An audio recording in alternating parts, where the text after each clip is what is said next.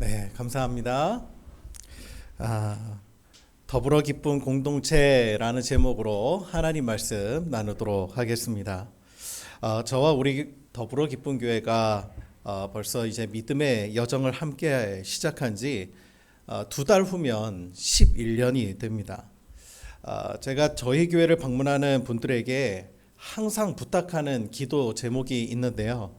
그것은 바로 이름값 하는 교회가 되게 하여 주옵소서. 그게 제 기도 제목이에요.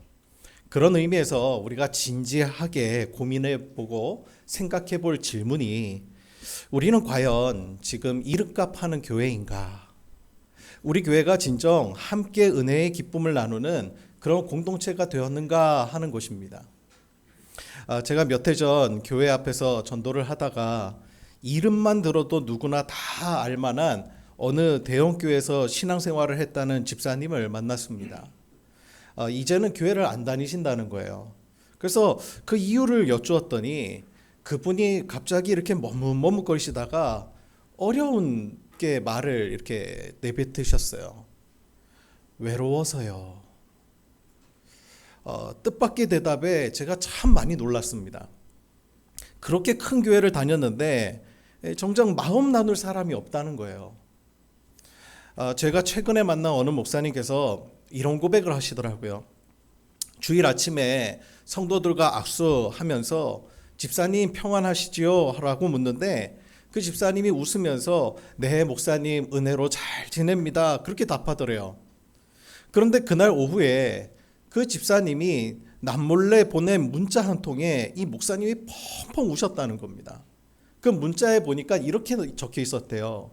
목사님, 사실은 오늘 아침에 저 죽고 싶었습니다. 하지만 교회 와서 괜찮은 척하느라 너무 힘들었습니다. 여러분, 혹시 이게 우리의 모습은 아닙니까? 교회는 가족이라는데, 지체라는데 왜 우리는 그 수십 명, 수백 명, 수천 명이 모인 이 예배당 한복판에서 이토록 지독하게 외로워야 하는 걸까요? 왜 우리는 나의 부끄러움과 아픔을 정직하게 내놓지 못하고 그 거룩한 가면을 쓴 채 서로의 겉모습만 훑고 지나가야 되는 걸까요? 최근에 그 강훈이라고 하는 작가의 글에서 제가 우연히 이런 글을 읽게 되었습니다. 그 글을 그대로 한번 발췌해서 읽어드릴 테니까 한번 잘 들어보세요. 교회는 본질적으로 함께를 강조하는 곳이다. 지체, 가족, 공동체라는 단어들이 매 주일 강단을 가득 채운다. 그러나 역설적이게도 많은 이들이 수많은 인파에 둘러싸인 예배당 한복판에서 깊은 소외를 경험한다. 사람들은 서로를 형제와 자매라고 부르지만 정작 자신의 가장 비참한 속내나 해결되지 않는 의심은 발설하지 못한다. 환대와 사랑의 상징이어야 할 공동체가 도리어 개인의 진실함을 가로막는 거대한 장벽이 된 이유는 무엇인가? 사회 심리학적으로 볼 때 이는 집단사고와 가짜 자아의 문제다. 특정 신념이나 분위기가 지배적인 집단 내에서 개인은 조화를 깨트리지 않기 위해 자신의 본래 모습을 숨기고 집단이 원하는 페르소나, 즉 가면을 더 씌운다. 교회 내에 통용되는 은혜로운 모습이라는 표준에 맞추기 위해 신자들은 자신의 슬픔, 분노, 냉소를 검열한다. 모두가 비슷한 미소를 지으며 비슷한 신앙의 언어를 구사하는 곳에서 진짜 나는 갈 곳을 잃고 숨어버린다. 존재와 존재가 만나는 것이 아니라 가면과 가면이 만날 때 인간은 군중 속에서 극심한 고독을 느낀다. 이런 글이에요. 여러분, 우리는 어떻습니까? 신자다움, 권사다움, 집사다움, 목사다움이라는 가면에 가려져 겉으로는 승리하는 그리스도인, 아픔과 고난의 길을 이미 다 통과한 것처럼 마음은 아직 죽을 것 같은데 여전히 불안함과 평안이 없음에도 불구하고 괜찮은 척 그렇게 포장하고 있지는 않습니까? 제가 지난주에 이 설교를 좀 준비하는 가운데 제 카카오톡 그 신학교 동기방이 있습니다. 거기에 동기방에 부친상을 당한 어느 목사님의 부고 소식이 이렇게 올라왔어요. 그 부고 소식에 동기 목사님들의 다양한 글들이 이렇게 올라오고 있는데, 평소 같으면 장례조차 잘 마무리되고 유가족에게 하나님의 위로가 있기를 소망한다, 이렇게 메시지를 보냈을 텐데 왠지 제 마음에 그렇게 보낼 수가 없는 거예요. 그래서 이 친구가 갑자기 아버지를 떠나보내고 가슴이 얼마나 아프겠습니까? 그런데 이 장례를 치르는 동안 아마 대부분의 손님들이 교우들 아니겠어요? 아버지의 교회 손님, 아니면 자신이 심우하는 교회의 교우들, 그리고 신학교 동기, 그 선후배, 목사들 맞이하느라 아마 이분이 딸로서가 아닌 목사로서 이 장례를 치르겠구나, 그런 생각이 문득 드는 거예요. 그래서 제가 그 친구에게 이렇게 문자를 보냈어요. 아버님의 소천으로 지금 마음이 얼마나 힘들지, 모든 장례 절차가 순적하게 진행되고 무엇보다 너에게 충분히 아버님을 애도할 수 있는 시간과 회복할 시간이 주어질 수 있기를, 마음에 주께서 주시는 위로와 평안이 깃들기를 기도할게, 그렇게 보냈어요. 그리고는 며칠 후에 장례가 다 마친 후에 문자 한 통이 왔습니다. 고마워. 덕분에 아버지의 딸로서 온전히 장례를 치를 수 있었던 것 같아. 여러분, 저는 오늘 설교를 준비하면서 그런 기도를 품게 됐어요. 하나님, 우리 더불어 기쁜 교회가 목사다움, 권사다움, 집사다움, 신자다움이라고 하는 그 가면을 벗어도 안전한 공동체가 되기를 소망합니다. 제가 그래서요, 사실 지난주에 제가 몸이 좀 아파서 병원에 입원을 했습니다. 저는 사실 숨기려고 했습니다. 어제 이제 그 문자를 이렇게 보내게 된 이유가 나부터 이걸 숨기려고 하는 본능이 있더라고요. 아시다시피 제가 워낙 자주 아프니까요. 부끄럽게도 작년에도 제가 한 2달 정도는 수술하고 그리고 재활하고 그리고 그러고 나서도 막 이석증 때문에 쓰러지고 말도 아니지 않았습니까? 그런데 이게 또 아프니까요. 제 마음이 너무 힘들더라고요. 그래갖고 이걸 숨기려고 했어요. 그런데 하나님께서 오늘 이 설교를 준비하는데 그 토요일 날에 너부터 그렇게 마음을 숨기고 가면을 쓰고, 그래서 제가 정직하게 그렇게 쓴 거예요. 그런데도 사실 부끄럽습니다.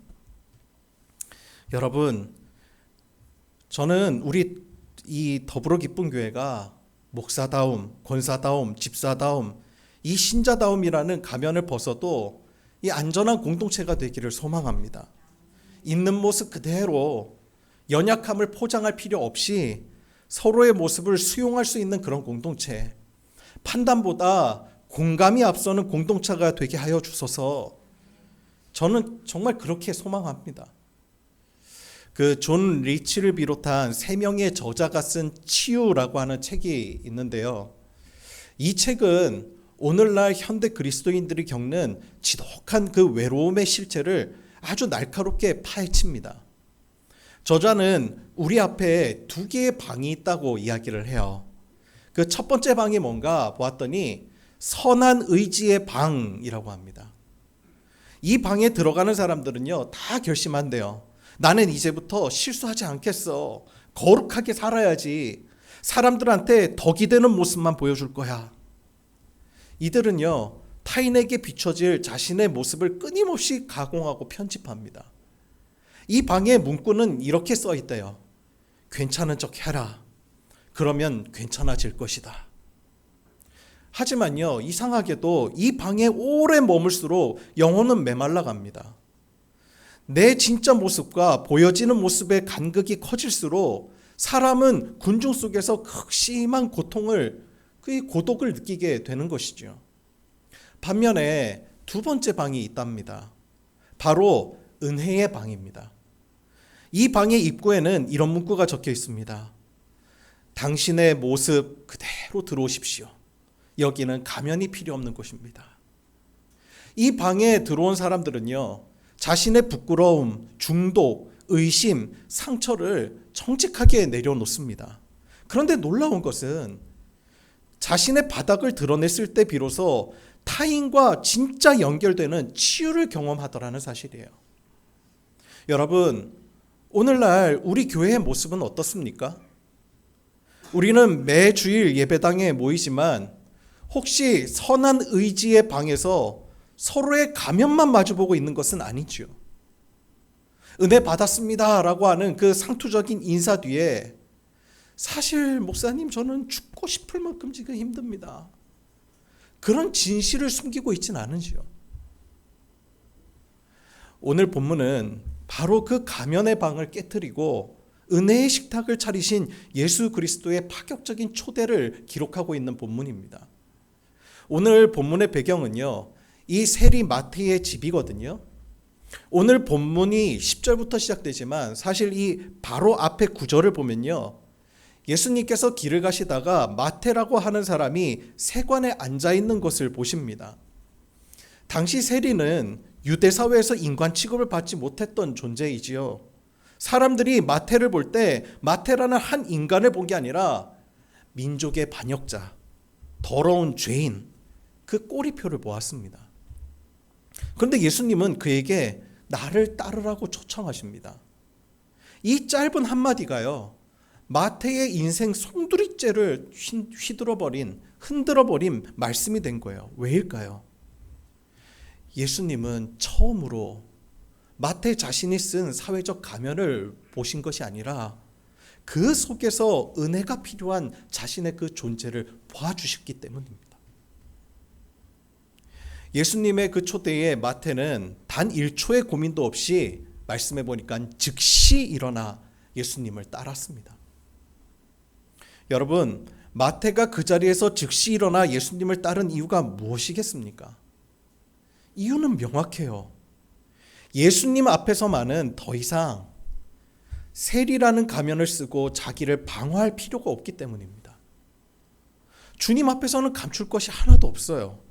주님 앞에서는 있는 모습 그대로 가면을 벗어도 안전하다는 것을 직감했기 때문입니다.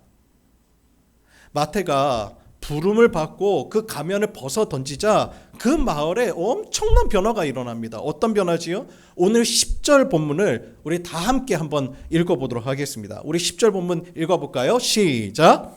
예수께서 마태의 집에서 앉아 음식을 잡수실 때에 많은 세리와 죄인들이 와서 예수와 그의 제자들과 함께 앉았더니 아멘.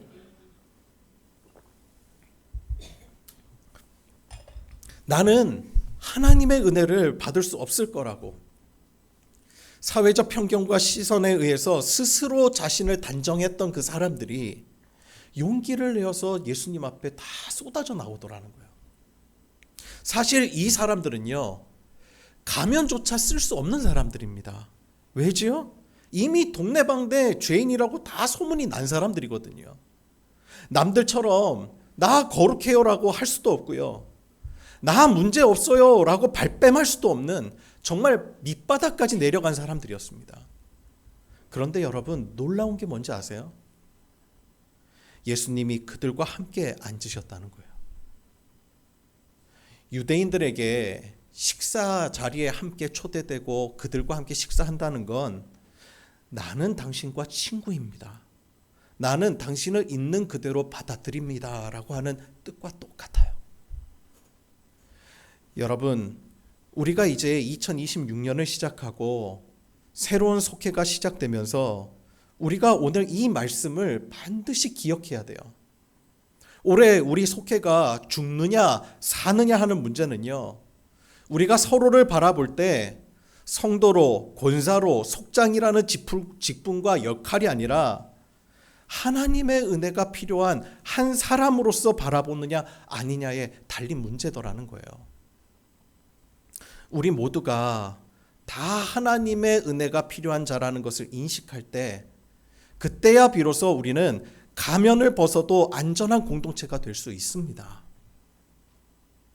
여러분, 성경이 말하는 코이노니아, 즉 성도의 교제는요, 흠없는 완벽한 사람들의 그 모임을 뜻하는 게 절대 아닙니다. 여러분 교회에서 큰 소리 나고요. 때로는 서로 상처 주고 오해도 생기고 갈등도 있고 그래서 때로는요 이게 교회인가 싶기도 하고요. 그래서 교회 막 떠나고 싶고 여러분 그런 경험 있으시죠? 그래서 그런 교회 보면 막 지긋지긋하시죠. 그런데 여러분 그거 아세요? 그게 교회예요. 그게 교회. 그게 교회라는 것을 인식할 줄 아셔야 돼요. 여러분 사실 진짜 위험한 생각이 뭔지 아세요? 우리는 항상 행복한 공동체여야만 해. 그런 환상입니다. 여러분 반드시 기억하세요. 우리는요 언제든 서로에게 상처 줄 수 있는 연약한 존재라는 거예요. 우리는 언제든 무너질 수 있는 타인일 뿐입니다. 하지만 그 연약함을 인정하는 순간 우리는 비로소 가면 없는 온전한 나로 살 수 있게 되는 거예요. 그러면 내 옆에 있는 형제의 눈물이 보이기 시작합니다. 미국의 작가 레리 크랩이 쓴 그 안전한 곳이라고 하는 책에 이런 대목이 나와요. 오늘날 교회는 거룩한 척하는 죄인들이 모여 서로를 정죄하는 곳이 되어버렸다. 여러분 이거 뼈 때리는 소리 아닙니까? 우리는 내 죄에 들킬까 봐 무서워서 더 두꺼운 가면을 씁니다. 그러니 군중 속에서 극심한 고독을 느끼더라는 거예요. 여러분 오늘 본문을 보세요. 예수님이 이런 가짜들의 판을 어떻게 엎으시는지 똑똑히 한번 보시기 바랍니다. 11절입니다. 제가 읽어드릴게요. 바리새인들이 보고 그 제자들에게 이르되 어찌하여 너희 선생은 세리와 죄인들과 함께 잡수시느냐. 바리새인들이요 화를 냅니다. 아니 예수님이 왜 더러운 자들과 함께 겸상하고 계시냐는 거예요. 그러면은 부정한 자들과 어울리면 부정이 옮거든요. 바리새인들은요 깨끗함에 목숨 건 사람들입니다. 그래서 식사하기 전에도요 손을 씻지 않습니까? 정결례를 행하는데요. 근데 그들이 이 씻는 물을 보면요 그릇을 보면 참 신기해요. 한번 제가 사진을 보여드린 적이 있었는데 기억하실지 모르겠어요. 이 손을 씻는 물을 담는 이렇게 주전자처럼 그릇이죠. 컵이 있거든요. 거기에 이 손잡이가 두 개가 있습니다. 왜 두 개인 줄 아세요? 이 손으로 이렇게 잡고 물 따라서 이 손 씻잖아요. 그럼 이 손이 여기가 오염되어 있을 거 아니에요. 그러니까 그 씻은 손으로 오염되지 않은 곳을 잡으려고. 그 정도로 이 사람들이 철두철미한 사람들이에요. 깨끗함이라는 것에. 자신들이 쓴 가면에 갇혀서 자신들 역시 은혜가 필요한 자라는 사실을 망각한 것입니다. 미국의 유명한 설교자죠. 맥스 루케이도가 쓴 글 중에 이런 이야기가 나와요. 어떤 사람이 정말 깨끗하고 아름다운 가구점 하나를 차렸대요. 진짜 먼지 하나 없고요. 모든 소파가 완벽하게 이렇게 정렬이 되어 있더라는 겁니다. 그런데 문제가요. 이 주인이요. 손님들을 하나하나 검열하면서 막 못 들어오게 막는 거예요. 당신 보니까 이 옷에 먼지가 묻었잖아요. 그거 털고 오세요. 소파에 앉으면 구김이 생기잖아요. 그냥 좀 서서 구경하세요. 여러분 그 가게 어떻게 됐을까요? 망했어요. 정말 망했어요. 여러분 가구의 목적이 뭐죠? 진열이 아니라 사람이 앉는 것이잖아요. 여러분 우리 교회가 이런 가구점 같은 교회는 아닌가요? 집사님 그런 이야기는 덕이 안 되니까 하지 마세요. 우리 교회는 문제가 없어야 합니다. 이렇게 겉모양을 청소하는 데만 열을 올리면 진짜 아픈 사람은요 숨을 곳이 없는 거예요. 바리새인들의 이러한 어리석은 질문에 예수님이 이렇게 대답하십니다. 12절입니다. 우리 12절의 말씀 다 같이 함께 봉독해 볼까요? 우리 다 같이 봉독합니다. 시작. 예수께서 들으시고 이르시되 건강한 자에게는 의사가 쓸데없고 병든 자라 쓸데가 있느니라. 아멘. 여러분 이 말씀은 우리 신앙생활의 패러다임을 완전히 뒤바꾸는 말씀입니다. 여러분 병원에 우리가 왜 갑니까? 예뻐 보이려고 가세요? 아니죠. 아파서 가는 거예요. 근데 만약에 이 환자가 병원 로비에서 나는 하나도 안 아파요, 나는 건강해요 라고 소리 지르고 있다면 이게 얼마나 코미디예요. 미국의 유명한 설교자 존 메가도 목사님이요, 이런 말을 했다고 합니다. 자신의 병을 인정하지 않는 환자는 의사를 모독하는 것이다. 여러분, 이게 무슨 뜻입니까? 하나님 앞에서 우리가 난 괜찮아요 라고 하는 순간요, 예수님의 십자가는 아무 쓸모없는, 아무 능력 없는 종이 조각이 되어버린다는 거예요. 여러분, 정말 여러분 괜찮으십니까? 여러분 정말 괜찮으십니까? 주님, 저 정말 괜찮습니다. 저 아무 문제 없습니다. 저 지금 충만합니다. 여러분 정말 그렇습니까? 여러분, 우리 모두에게는요, 은혜가 필요합니다. 이것이 전제되어야 우리 속회에 하나님의 은혜가 부어지는 거예요. 일본 전통 공예 중에 킨즈기라는 것이 있죠.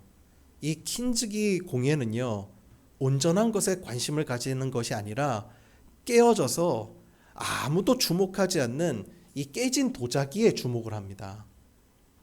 깨진 도자기 그 조각을 이어 붙일 때요, 그 틈새를 감추지 않고 오히려 금가루를 섞은 칠로 이렇게 메워갑니다. 그래서 그 금이 더 도드라지게 보이게 만들어요.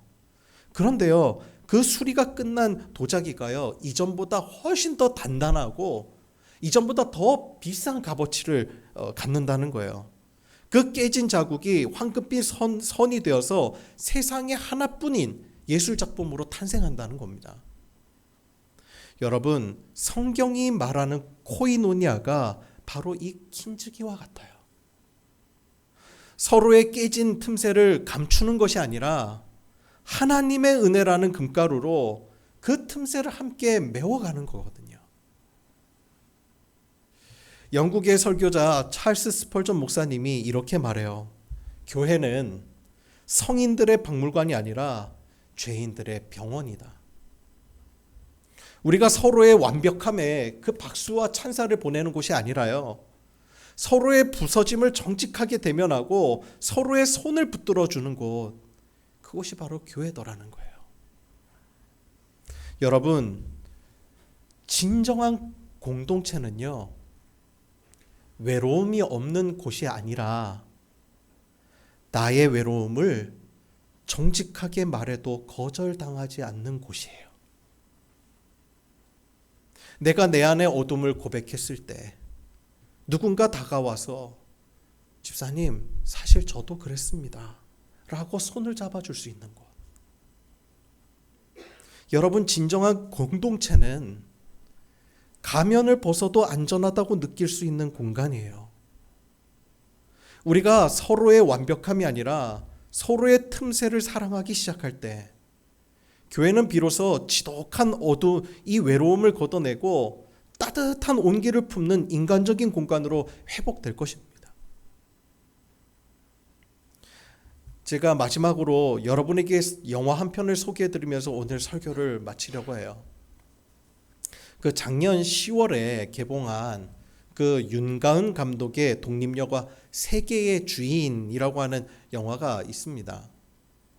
그 영화 속의 주인공은요, 여느 또래와 같이 한창 이성에게 호기심이 많은 여고생이에요. 이 여고생이 굉장히 성격이 활달합니다. 그 태권도 같은 이 운동도 좋아하고요, 때로는 선생님께 막 장난도 치고 놀리기도 하고, 친구들에게는요, 다른 어느 친구들보다 에너지 넘치고 발랄한 그런 아무 문제 없어 보이는 그런 여학생이에요. 그런데 어느 날요, 학교 윤리 수업에서 그 왜 조두순 씨 사건 아시죠? 그 비슷한 끔찍한 성폭행 사건을 다른 주제로 토론을 학생들이 하게 됩니다. 학생들은 이 가해자가 사회로부터 격리가 필요하다면서 출소 후에 격리 조치 강화를 위해 서명 운동을 전개를 하기 시작해요. 그래서 그 서명운동을 전개한 한 남학생이요, 전교생 사인을 다 받았습니다. 그리고 마지막에 이 주인공인 여학생의 이 서명을 받으러 왔는데, 문제는 주인공인 이 여학생만 사인을 안 하는 거예요, 서명을.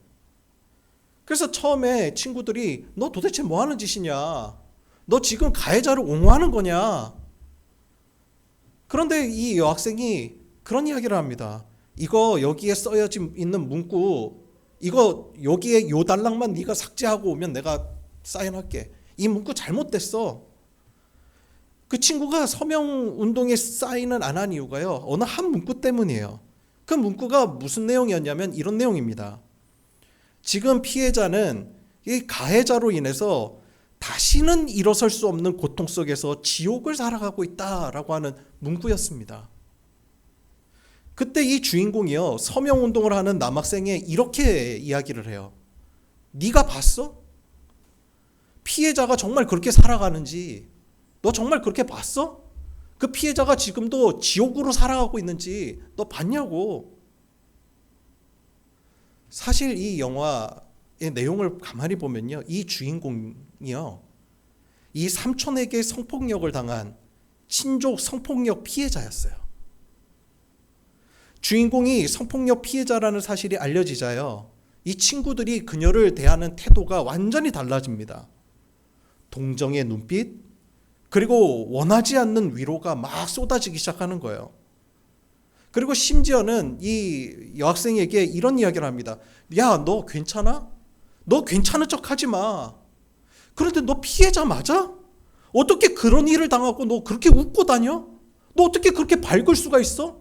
너 정말 제정신이야? 그녀에게 소위 자신들이 생각하는 피해자다운 행동을 요구하기까지 하는 거예요.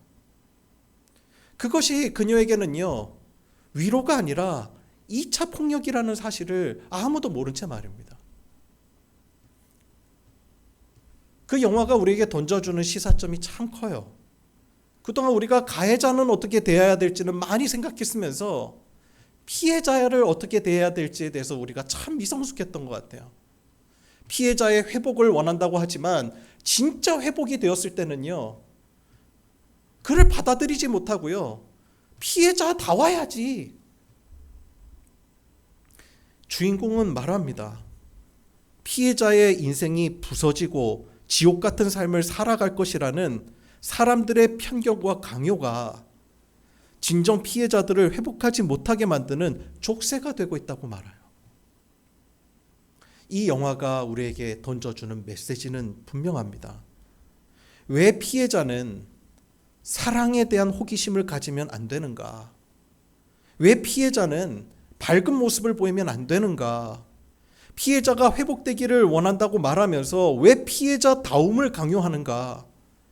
피해자에 대한 단정이, 피해자에 대한 편견이 도리어 그들을 회복으로 나아가지 못하게 하는 장애물이 되고 있지는 않은가? 저는 영화를 통해서 교회에서 흔히 보이던 한 장면과 제가 오버랩이 되었어요. 영화에서는요, 항상 아픔 속에 있어야만 하는 소위 피해자다움을 강요하는 세상을 우리에게 보여주었다면요, 교회에서는요, 아픔을 숨긴 채 항상 승리만 해야 하는 소위 성도다움을 강요했던 교회의 모습이 오버랩이 되는 거예요. 사랑하는 아이를 잃은 지 한 달도 채 되지 않은, 충분히 애도할 시간도 없었던 어느 성도님에게 부활절 간증자가 필요했던 교구 목사가 간증을 요청한 일이 있었습니다. 그 간증은요, 성공적이었습니다. 감동도 있었고 도전도 되었습니다. 그런데 안타까운 것은요, 그 간증으로 인해 그 성도님은 더 이상 다른 성도들이 있는 곳에서는 아이를 애도할 수 없게 되었다는 거예요. 결국 그로 인해 그 성도님은 깊은 우울증에 빠져서 그 교회를 떠나게 되었다는 소식을 들었습니다. 안타깝게도 이러한 예는 우리 주변에서 흔히 들려옵니다. 승리해야 한다는 압박이 빚어낸 안타까운 풍경이죠. 여러분, 넘어져도 괜찮습니다. 아프다고 말해도 괜찮습니다.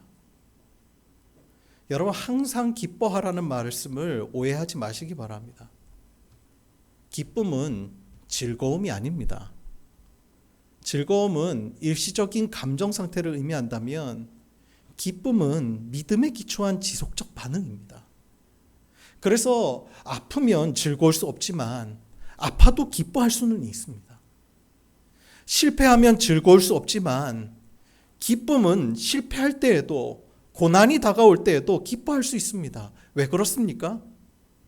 우리가 하나님 안에 있기에 내 영혼이 안전하다는 믿음 때문입니다. 그래서 사도 바울은요, 수많은 고난 속에서도 항상 기뻐하라고 권면할 수 있었던 거예요.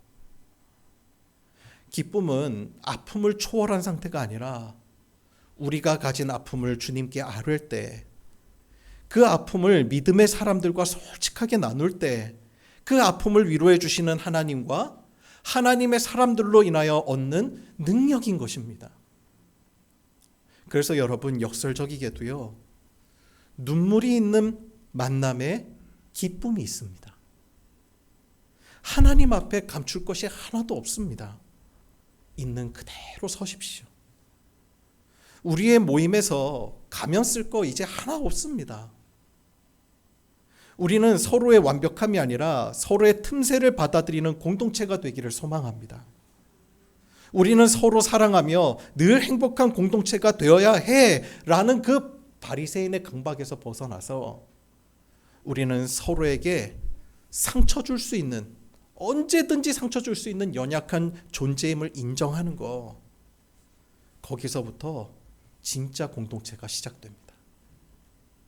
가면을 벗어 던져도 안전한 공동체, 우리의 연약함이 있기에 예수님이 언제나 필요하다고 고백하는 공동체, 그런 공동체가 우리 더불어 기쁜 공동체가 되기를 소망합니다. 기도하겠습니다.